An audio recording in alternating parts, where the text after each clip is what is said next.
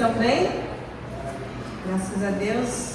Estamos na primeira ceia de 2026 e hoje eu vou dar continuidade àquilo que eu compartilharia da semana passada, né? A gente teve um momento tão bom de testemunhos aqui que ficou difícil a gente deixar pequenininho, a gente encerrar. A gente foi muito abençoado com os compartilhamentos uns dos outros aqui, foi uma edificação muito grande. E obrigada. Então, na semana passada eu comecei apenas falando sobre a expectativa que a gente tem para um ano que se inicia, aquele momento em que a gente reinicia o nosso calendário e a gente tem um tempo de meditação, de expectativa, de alinhamento, de a gente poder entender as coisas que podem ser melhoradas, né? E normalmente a gente faz isso no novo ano.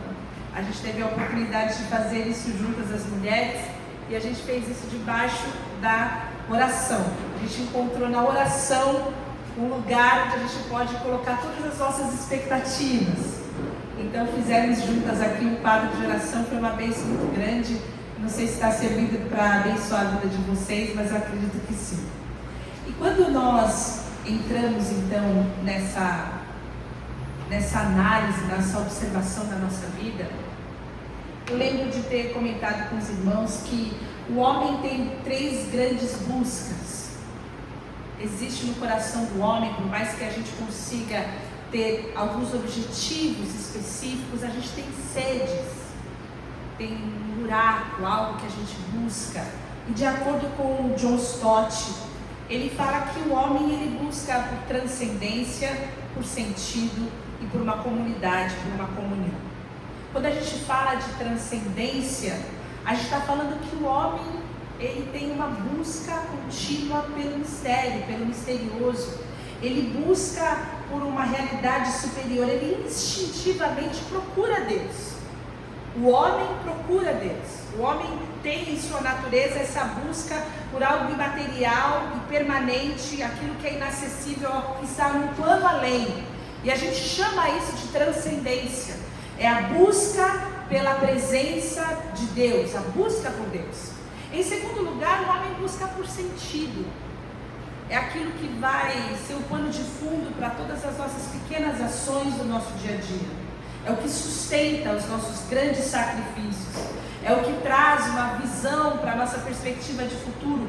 É quando nós entendemos que a grandeza da nossa rotina pode ser enxergada com gratidão quando a gente sabe quem a gente é, quando a gente sabe para o que a gente vive, por que a gente vive. Então, essa busca de sentido, se a gente busca um encontro com o divino, quando da transcendência, na nossa busca por sentido, a gente busca um encontro conosco mesmo, quem nós somos, por que nós estamos aqui, o que a gente está fazendo da nossa vida.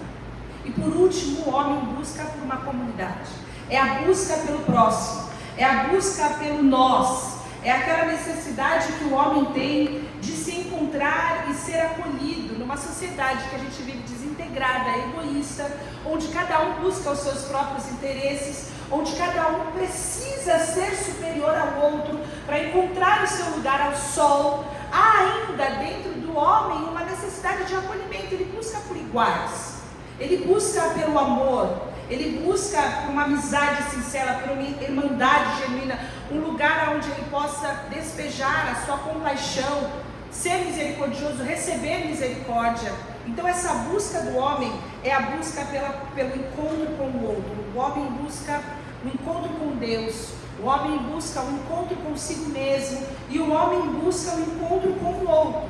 E se a gente passar a nossa vida focando apenas nas nossas atividades rotineiras, se a gente passar a nossa vida buscando nas coisas que a gente vê e as coisas que sustentam as nossas rotinas, um sentido, a razão, ou se a gente buscar a transcendência ali naquilo que a gente vive no dia a dia, provavelmente a gente vai ser afogado, provavelmente a gente vai ser amordaçado, provavelmente a gente vai ser oprimido e a gente não vai encontrar naquilo que nos move no dia a dia a transcendência, o sentido e muito menos a comunhão e a comunidade. Por isso que é importante, quando a gente olha para a nossa vida, a gente poder entender à luz da palavra como a minha vida, vivida na segunda, na terça, na quarta, dentro do lugar onde eu trabalho, dentro do lugar onde eu faço os meus esportes, com os meus amigos, na minha família, como que essa vida pode agradar a Deus? Como que eu posso viver um ano extraordinário? Como que eu posso encontrar na minha vida, no dia a dia, o sentido para agradar a Deus e viver o seu propósito? E eu convido a você que você encontre comigo essas respostas em Lucas 17. É um texto que nós conhecemos, mas poucas vezes nós lemos. E a primeira coisa que eu gostaria, são 3 coisas apenas que eu queria colocar para que você pudesse viver o extraordinário de Deus nas suas rotinas. Está em Lucas 17, no versículo 20. E dessas 3 coisas, a primeira coisa que você pode buscar para transformar o seu ano é entender que o como é mais importante que o quando. O como é mais importante que o quando. E Jesus teve uma pergunta feita, elaborada por alguns fariseus, e eles perguntaram para Jesus, no versículo 20 do capítulo 17 de Lucas, quando ia chegar o reino de Deus. Eles chegaram para Jesus e perguntaram, quando é que o reino vai vir? Quando é que o grande dia, que é aquela coisa que eu espero tanto, vai chegar? Será que é em 2026? Será que vai ser agora, nesse ano? Será que está perto?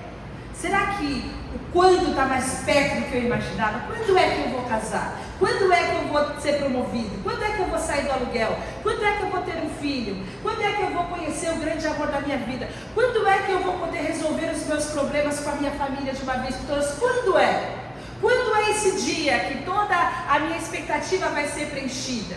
E essa grande questão do quando era a expectativa dos fariseus para quando eles viram Jesus. Eles chegaram a Jesus falando, quando é que o reino vai chegar? A gente está esperando, a gente está aguardando.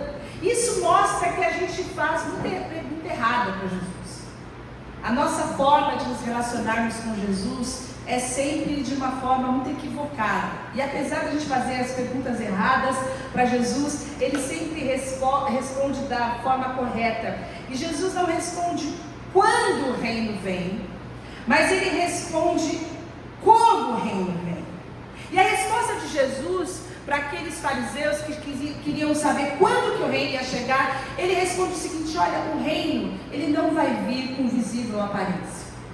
Os fariseus, eles eram dedicados, eles eram prudentes, eles viviam com muita devoção, eles obedeciam todos os mandamentos, e eles tinham um forte desejo que o reino de Deus pudesse ser visto e conhecido com força.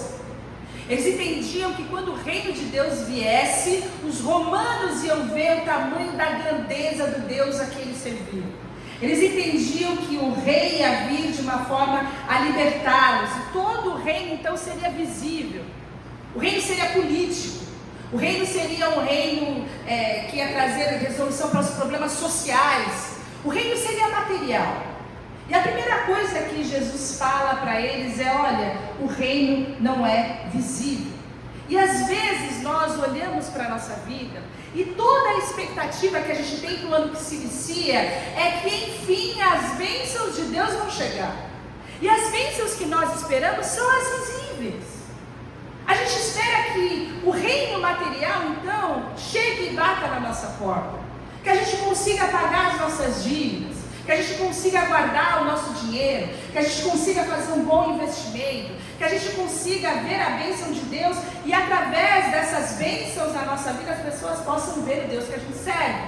Muitas pessoas se relacionam com Deus e com o seu reino buscando absolutamente coisas visíveis e materiais. Para essas pessoas a bênção está atrelada a algo que possa ser tátil, que possa ser palpável. E pode ser também que essa expectativa é aquilo que a gente traga para a nossa vida. Quando na verdade nós entendemos que a bênção de Deus e a grandeza de Deus vai ser quando a gente percebeu, o quanto a gente transcendeu, o quanto a gente entendeu o nosso sentido, o nosso significado, o quanto de amor a gente colocou nos nossos relacionamentos, o quanto a gente comungou com as pessoas. E é isso que acontece quando Deus está entre nós. A resposta então de Jesus à pergunta deles, ele responde: olha, o reino de Deus não vem de modo visível.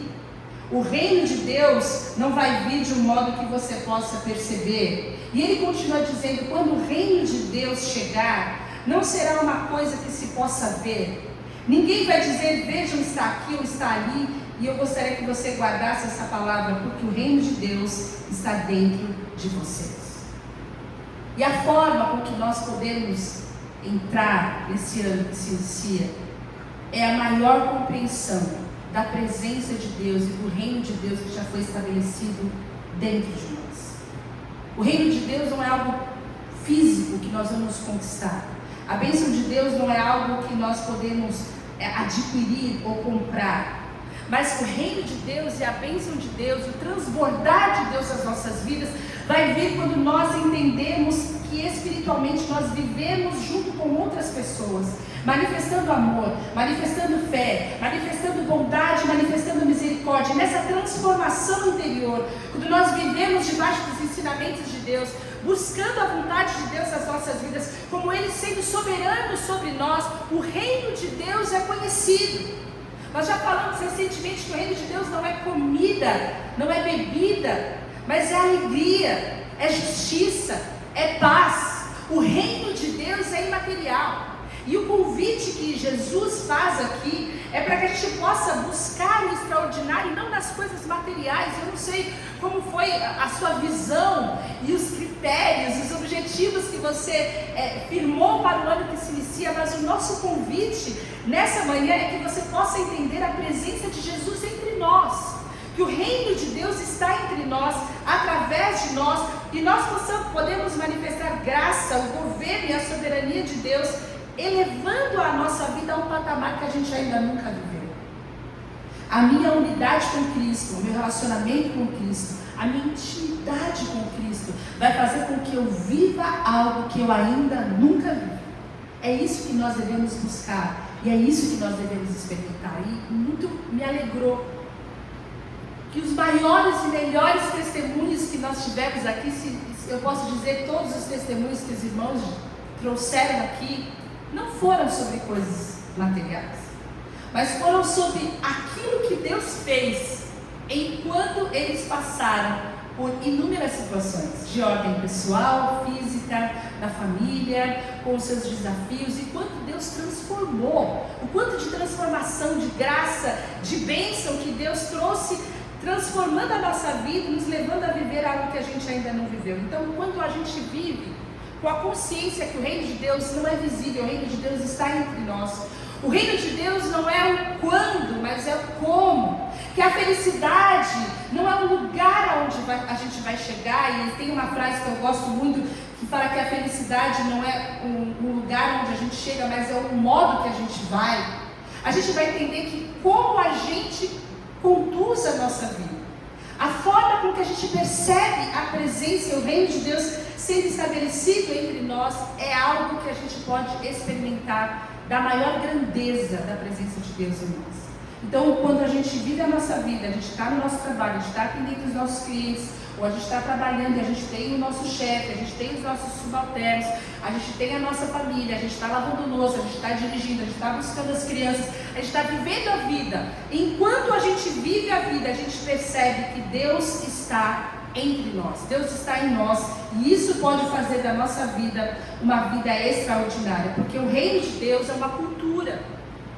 O reino de Deus é uma lente pelo qual eu vou ver o mundo. O reino de Deus invade o meu coração e molda o meu modo de ser. O reino de Deus invade e molda o meu modo de agir e de pensar. De forma que eu não preciso me conformar a esse mundo, mas eu vou sendo transformado pela renovação que o Evangelho traz todos os dias. E eu vou vivendo esse governo e o reino de Deus na minha vida. Quando eu olho então para o ano que se inicia, eu posso perguntar o quanto de Deus eu quero experimentar no ano de 2026. O quanto do reino de Deus eu quero revelar aonde eu estou plantado. O quanto o reino de Deus vai ser conhecido ali aonde o lugar onde eu estou E essa presença de Deus vai me fazer não olhar para as coisas apenas materiais e visíveis, mas para as coisas que nós não vemos. O reino de Deus não é visível. Eu quero ler um texto para você de Coríntios. 2 Coríntios 4 fala que nós não prestamos atenção nas coisas que se veem, mas nas que não se veem. Pois o que pode ser visto dura apenas um pouco, mas o que não pode ser visto dura para sempre. Então nós podemos viver a nossa vida de forma terrena, limitada, ciscando como uma galinha, olhando apenas para o que está ali na frente dos nossos olhos. Ou a gente pode viver uma vida atentando para as coisas eternas, para as coisas que não se veem, compreendendo o reino de Deus e o quanto que nós estamos sendo moldados à imagem e semelhança de Cristo. E o contexto imediato desse texto está nos versículos anteriores, no 16, 17, que fala: por isso, nunca ficamos desanimados. Mesmo que o nosso corpo vá se desgastando, o nosso espírito vai se renovando dia a dia. E essa pequena e passageira aflição que sofremos vai nos trazer uma glória enorme e eterna, muito maior que o sofrimento. É olhar para as tribulações, olhar para as dificuldades, olhar para as aflições, entendendo que tudo está sendo construído para que a gente possa revelar e conhecer a glória de Deus, que vai ser muito maior do que qualquer situação que a gente viva aqui. Essa realidade é a realidade que não nos permite desanimar. Essa realidade é a realidade que nós enfrentamos com força, com graça e com ânimo para o ano que se inicia, porque não importa o que vier por aqui, os nossos olhos não podem estar fixos naquilo que a gente vê, mas naquilo que é eterno, porque o reino de Deus já chegou. Essa é a primeira coisa que Jesus fala para aqueles fariseus curiosos: quando é que o reino vai chegar? E se você tem uma expectativa do quando, talvez essa expectativa seja frustrada. Eu não sei quantas coisas que você esperava para 2025 que não aconteceram, você repetiu em 2026 os seus projetos. Mas a pergunta é: como você viveu 2025? Quanto do reino de Deus você experimentou?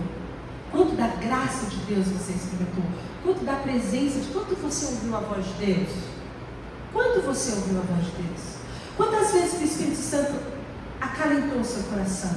Que você teve um momento de adoração, de intimidade com Deus, só você e Ele. Quanto que você viveu na presença de Deus? Como você viveu na presença de Deus? O reino de Deus não é de coisas materiais. A bênção de Deus não está nas coisas que você vê. As coisas eternas são as coisas que podem realmente fazer da nossa vida um ano extraordinário. A segunda coisa que a gente encontra nesse texto é que nós não devemos nos apegar em nada dessa terra. A gente não deve viver para nada e se atracar e se agarrar em nada dessa terra. Hoje, quando a gente vê a ceia do Senhor, a gente tem uma compreensão de que a grandeza da ceia não está só em nós nos lembrarmos da noite em que Ele foi traído. A grandeza da ceia não está só em nós nos lembrarmos do corpo que foi partido, que foi moído, da substituição, do sangue que nos lavou, que nos perdoou, nos redimiu. A grandeza não está só em nós vermos o amor de Deus, de um Pai que entrega o seu Filho em nosso lugar, nos faz família, nos faz irmãos, mas está na expectativa de que nós vamos fazer isso até que Ele venha. Que esse memorial carrega uma promessa e que nós vivemos debaixo dessa promessa. Nós vivemos entre a ressurreição de Jesus e o dia em que nós viveremos face a face. E essa deve ser a maior expectativa do nosso coração. O dia que nós viveremos face a face. A verdade é que a gente tem muita fé para as coisas que já foram reveladas, para as coisas que já se passaram, mas a nossa fé fraqueja, fica meio capenga quando a gente pensa no futuro, porque a gente está envolvido nesse negócio, e a gente não consegue ter uma percepção dessa grandeza e deixar que nosso coração arda pela verdade de que Jesus vai voltar. E porque Jesus vai voltar, cada dia meu deve ser vivido mais próximo dele. Isso traz sentido, isso traz propósito para tudo que a gente faz. E aqui, ainda em Lucas 17, Jesus fala o seguinte: porque assim como o relâmpago brilha de uma ponta do céu até a outra, assim será no dia em que o Filho do Homem vier. Como foi no tempo de Noé, também será assim nos dias antes da vinda do Filho do Homem. Todos comiam, bebiam, os homens e as mulheres se casavam, até o dia em que Noé entrou na arca. Depois veio o dilúvio e matou a todos. Assim será o dia em que o Filho do Homem aparecer. Ai de quem estiver em cima de sua casa, no terraço, desça e fuja logo, não perca tempo na casa para pegar as suas coisas. E quem estiver no campo, não volte para casa. Quem tentar consertar a sua vida a perderá, mas quem perder a sua própria vida a preservará. Aqui Jesus está falando, narrando o dia, o grande dia em que Ele vai voltar. O grande dia em que Ele vai vir nos buscar. E essa é uma verdade que deve encher o nosso coração, porque é Jesus quem disse que isso vai acontecer. Se nós cremos em toda a palavra revelada, o nosso coração deve arder por esse dia. E aqui a gente entende que a gente não pode levar a nossa vida sem a transcendência. A gente não pode conduzir a nossa vida de uma forma tão automática todos os dias, que a gente não tenha um olhar para o divino, para o mistério, para o espiritual. Porque a nossa vida é mais do que a gente vê, em um abrir e um piscar de olhos. Assim como um relâmpago que nasce no ocidente e aparece no oriente, assim como um relâmpago. Assim será a vinda do Filho do Homem. Todos os nossos planos e todas as nossas metas e todas as nossas expectativas, elas devem estar prontas para serem interrompidas. Nosso coração precisa ter essa certeza que daqui a gente não vai levar nada. E quando Ele vier, nosso investimento vai ficar aqui, nosso carro vai ficar aqui, a nossa casa limpa ou suja vai ficar aqui, a louça vai ficar lá na pia, ou vai ficar na máquina, vai ficar no armário. Vai ficar tudo aqui. Todas as coisas, nossos bens pessoais, o relógio, o sapato, a bolsa, o passaporte, vai ficar tudo aqui. A gente não leva nada daqui. Quando a gente tem essa certeza, a gente percebe que tudo que move a nossa rotina, tudo que ocupa o nosso pensamento, o que rouba a nossa energia, são essas coisas que vão ficar aqui. É pelo qual a gente se gasta, é pelo qual a gente se desgasta, é isso que tira o nosso sono, é isso que nos acorda de madrugada, as coisas que vão ficar aqui. É isso que tem conduzido a nossa vida. E não é o quanto de Deus que está sendo formado em nós. A gente está vivendo uma vida absolutamente material. A gente está vivendo uma vida presa, arraigada nas coisas desse mundo. E o dia mais importante do mundo, no grande dia, em que as coisas todas vão ser transformadas de uma vez por todas, essas coisas menos importantes vão ficar. Mas são elas que roubam, empregam as nossas forças, e a gente sequer, às vezes, tem tempo nessa vida de aproveitar os recursos que a gente passou a vida amealhando. Vocês se lembram daquele homem que construiu um celeiro enorme? Aí ele: agora eu posso descansar, agora eu posso viver a vida. Ele fala: não, vou construir mais um celeiro, quero mais dinheiro, eu quero mais. E aí Jesus fala: louco, essa noite eles vão pedir a tua alma. E essa grana, esse investimento, essa coisa toda aí que você está gastando a sua vida, vai ficar para quem?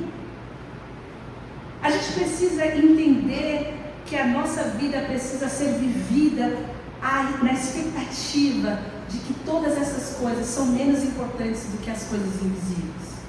É por isso que Jesus termina isso falando que quem tentar conservar a sua vida a perderá, mas quem perder a sua própria vida a preservará.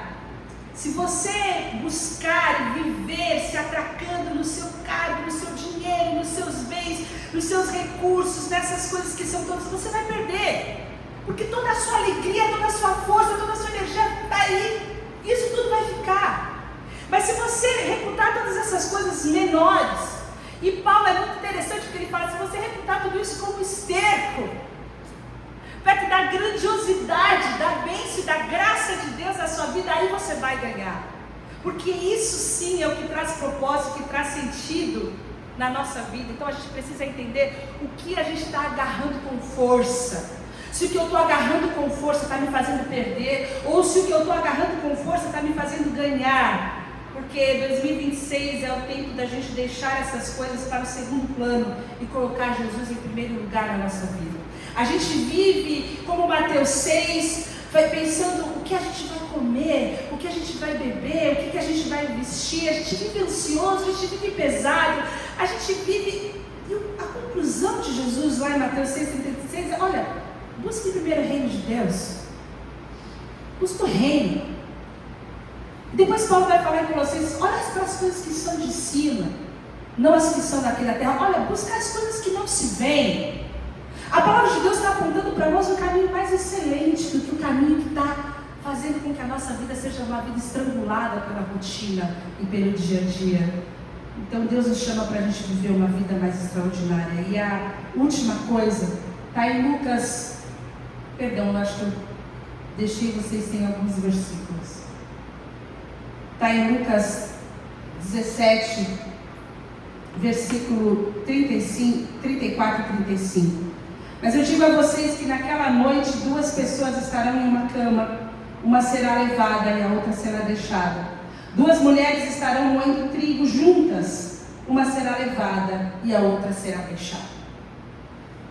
Se você olhar bem para esse texto, você vai ver que quando esse grande dia chegar, as 2 pessoas vão ser encontradas fazendo a mesma coisa. Deixa eu falar, uma pessoa vai estar moendo trigo, a outra vai estar orando lá no quarto dela, vai estar de jejum. Olha, um vai estar na cama e o outro vai estar fazendo vigília no monte. Não, vai estar todo mundo vivendo a sua vida. O contexto imediato era, nos dias de Noé, estava todo mundo vivendo a sua vida. Tudo bem que havia uma perversidade, uma maldade exacerbada, sendo gerada ali por causa do pecado, que não é muito diferente da nossa vida hoje, do nosso mundo hoje. Mas as 2 pessoas vão estar fazendo ali, ganhando seu dinheiro, construindo a sua família, ganhando a sua vida. O fator determinante não é o que a gente faz, mas é como a gente faz. O chamado de Jesus não é para você largar o que você está fazendo, mas para você fazer o que você faz para a glória de Deus. Para você compreender que onde você está, ali é um lugar onde Deus quer revelar a sua glória através de você. É um entendimento de que todo o trabalho pode agradar a Deus. Moe trigo, quem moe trigo vai para o céu, quem ara a terra vai para o céu. Mas não é sobre isso, é sobre o quanto que eu estou esperando o grande dia. E essa vida pode ser maravilhosa se eu viver todos os dias à luz da ressurreição. E isso pode afetar o como eu vou viver a minha vida. Não importa o dia que Jesus veio, importa que eu estou todos os dias vivendo em sua presença. Todos os dias Deus está me encontrando. Todos os dias eu estou ouvindo a sua voz. Todos os dias eu tenho adoração para entregar para Ele. Todos os dias eu tenho gratidão para entregar para Ele. Eu conheço Deus a quem eu sirvo, eu vivo em sua presença. Viver a sua presença aqui ou lá continua sendo a grande presença do Senhor na minha vida. A verdade é que Deus nos chama para viver em sua presença. Então quando Ele vier eu já estou acostumada com ela. E a grande expectativa para nós de 2026 é que a gente possa viver um relacionamento extraordinário com Deus, esperando a sua volta todos os dias, permitindo que o reino de Deus permeie a nossa vida, a nossa alma, os nossos pensamentos, trazendo sentido para nós, moldando quem nós somos, para que a gente possa fazer tudo de acordo com a sua vontade, vivendo em comunidade, em amor, entrega, revelando o seu reino. A minha esperança é que a gente não viva somente para aquilo que os olhos podem ver, mas para as coisas que não se veem, com a compreensão de que o reino de Deus está em nós. A sua rotina será extraordinária quando você viver todos os dias à luz da ressurreição, sabendo que o mesmo Jesus que ressuscitou prometeu que voltará. E nós aguardamos essa vida. É essa a motivação pelo qual nós participamos juntos todos os meses. Porque como igreja nós estamos com uma grande expectativa de viver na presença de Deus. A minha oração é que você possa transcender em 2026. Faça muito dinheiro, seja bom naquilo que você faz, seja melhor, porque você lá no alto vai mostrar a luz de Jesus lá no alto. Faça tudo com excelência, busque que a excelência possa revelar a sua prudência, o seu caráter cristão. Não negligencie as coisas que Deus entregou na sua mão, mas faça tudo isso para a glória de Deus. Permita que todas essas coisas sejam um lugar onde o amor de Deus pode ser revelado. E busque acima dessas coisas o reino de Deus sendo revelado em você e através de você. Eu creio que Deus quer nos levar, todos nós, a um patamar mais excelente, a um passo além, um degrau a mais. A nossa vida não pode ser uma vida de altos e baixos. A gente não pode viver como se a gente vivesse com Cristo numa montanha russa. Um dia a gente está com Deus lá em cima, e no outro dia a gente se esqueceu de Deus e a gente não tem mais prazer em sua presença.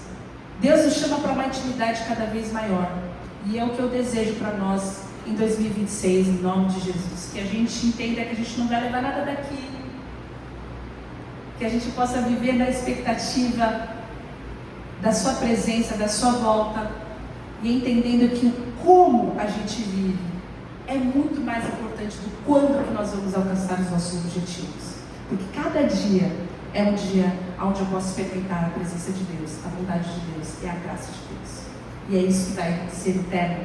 Essa é a única coisa que vai durar para sempre. O resto, tudo vai passar, tudo vai ficar aqui. Vamos orar. Senhor, nós te agradecemos pela tua palavra.